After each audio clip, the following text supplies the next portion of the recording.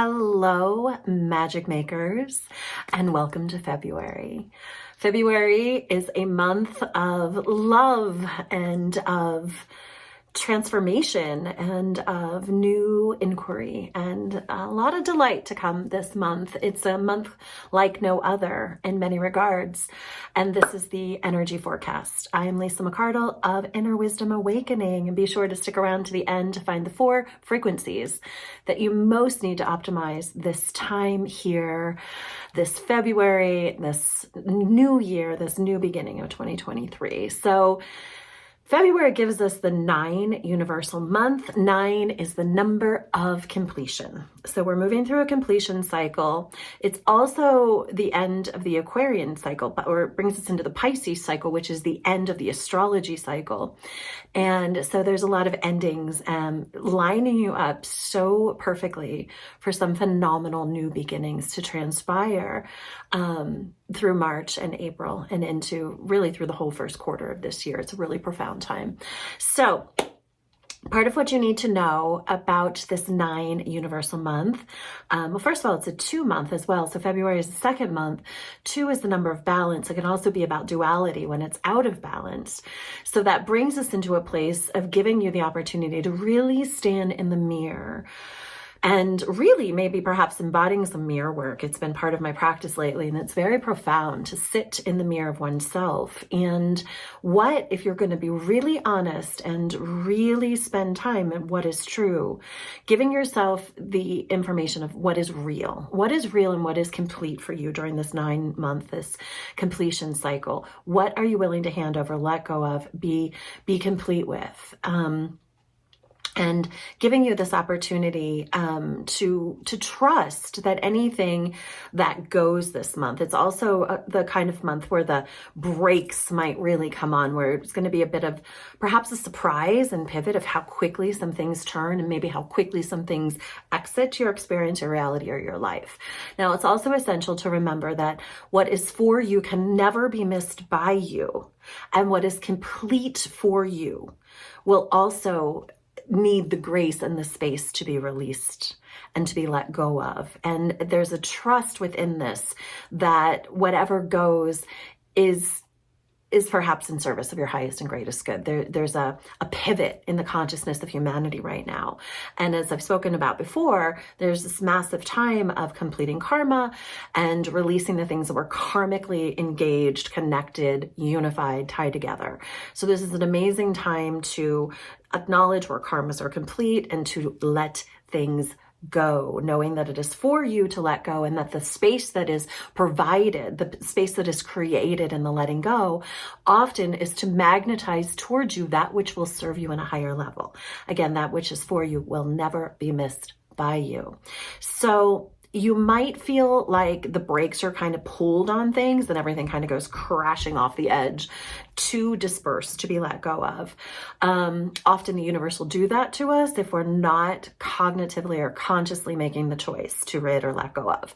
You know, we're given so much time and space for our higher selves to communicate with us about what is needed. And often out of fear, there's hesitancy. And where there is hesitancy, often in time, the universe will come in and make the decision for us. So it's always better to choose than it is to have it, what you perceive to be chosen for you. So there could be the experiences of just brakes screeching to a halt. Very important to tie up loose ends. If you are an avoidant in any way, or you're experiencing avoidance of any things, it is time. It's time to get in, clean up the mess, get into your monies, into your finances, into the contracts or the things that are not complete.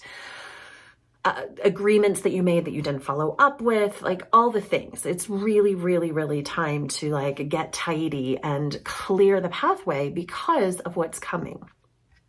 And it's also not the best month to make big commitments to new things. Now, of course, discernment in all ways.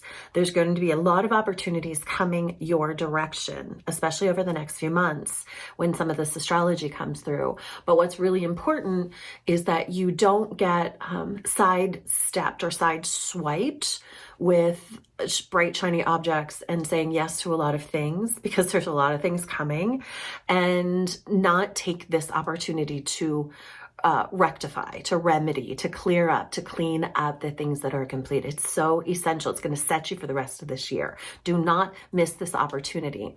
Let go, make the space, and clear the way for the new, and stop avoiding things. So carve out some time in your calendar, tackle the things that are most uncomfortable in the body, like the things you're avoiding the most. Get those handled first, and the rest is going to feel like a cakewalk, but get it done. Okay, so astrology, it's love time. It's the month, it's a month like no other in terms of the fact that we are retrograde free. There's no planets in retrograde. That means everything gets to go like full circle or full spiral ahead, which is why it's so important to clean up the loose ends, so you have the momentum necessary to walk, to ride, to run, to fly freely through this energy that's coming of just forward motion. It's go, go, go, go, go. It's also, it gives you a break. You get a break from all that intensity of revisiting. That's what the retrogrades do. They're revisit times, right? Where you get to revisit whatever that house, whatever energy that planet holds. You're revisiting that frequency to see what is in need of being healed or cleaned up or corrected, or however you want to look at it. So, and we also move into Pisces season, which which brings in that dreamy love, and it's Valentine's Day, and it's a month of love. So on February 5th, it all kicked off with a Leo full moon. Of course, Leo is always a big expression, a big experience, and especially when it's paired with a full moon. So be really mindful of this full moon. Watch out for drama, especially in relationships. It could be a little tedious, a little tension, because Venus and Mars are in a very tense and passionate square. So where they're squared, they're heading off, they're squaring each other. So things could get very steamy. There could be a lot of electricity around you, but also the tendency could be to go way off the edge and get very dramatic, especially in terms of relationships. So be mindful and stay in your own lane and really pay attention to those things that are needing to be let go of. And this full moon, as all full moons do, bring the open eye, the great awareness, the great sight, right? Shines the light through the darkness so you can see. And perhaps this passion of the Leo full moon is also going to give you an opportunity to see what needs to be let go of. Saturday, February the 18th, Sun enters Pisces. We move into that dreamy, brilliantly creative time of the dreamer. Pisces is interesting. They're a little bit, it's a bit of a slippery sign. It's like you go to catch them and they slip away. They're hard to pin down. They can be perceived as being somewhat flaky, but let's really turn that around to be that they're incredibly empathic and very wise and highly, highly intuitive. And they're just going with the flow, swimming through the sea, right? Often they're chasing their own tails, but this Pisces season brings you into the creativity, into the illuminous of your intuition, into your dreaming a bigger dream, especially with this momentum of the forward motion of the planets right now. That's going to give you like the opportunity to bring your dreams into a flow, into a stream of recognition, and also an opportunity to really fulfill your dreams and to create your dreams in earth plane reality. So February 19th, Venus, which is the ruler of love and beauty and money, enters into bold Aries. So it gives every star sign a bit of a boost in confidence, like the universe's kiss saying, "You got this, go." So it's a great time for new starts, and it pairs with this Valentine's energy that comes through the planet, and then Venus coming in and her confidence boost and moving into the dreaminess of Pisces. It's just a really beautiful time to experience love in all the ways. It's important too, because then we move into the new moon in Pisces on the 19th, bringing that energy of Venus with it. And it's really time to let the love in. So the new moon, as all new moons do, bring you into this opportunity to create a new beginning. It's the new beginning, and Pisces is the final astrological sign. So it's a completion with the 9 that leads us into the new that we'll experience in March, especially when we enter into Aries season. So it's a perfect orchestration from the stars to enhance your human experience here. And can't we all use a bit of that during these times? It is important to make it your mission to open yourself as widely as you can to let love in. Now, of course, I started this with saying it's a real opportunity to sit in the mirror of yourself, to look at what needs to be addressed, to be cleared, cleaned, corrected, summoned, transformed, let go of, stop avoiding. It's also an opportunity to look in that mirror of self and find that great essence and that great expression of love for self, because before it can really, truly optimize into the spilling over into this planet that is in such great need of your love at its highest, most authentic frequency. In order to become that, you must first see it and witness it, experience it, own it, become it within yourself. So this new moon is a great time for moving in, and then in that inner well of love, trust with the universe, with yourself, higher self, and the universe itself, right? Source says 3 points of connection: self to higher self, and then self to source itself. And in that, your love has the capacity to expand exponentially, to spill forth over you. And that is actually your mission here on the planet, is to be a purveyor of love during this amazing transition time. So it is an opportunity to move with discernment, yet surrender confidently, is what Spirit's saying right now. Surrender confidently and open with this new moon into all of the possibilities, into all of the higher expressions that you hold coded within the key coded within your DNA, within your experience. It's you at your finest, your infinite level.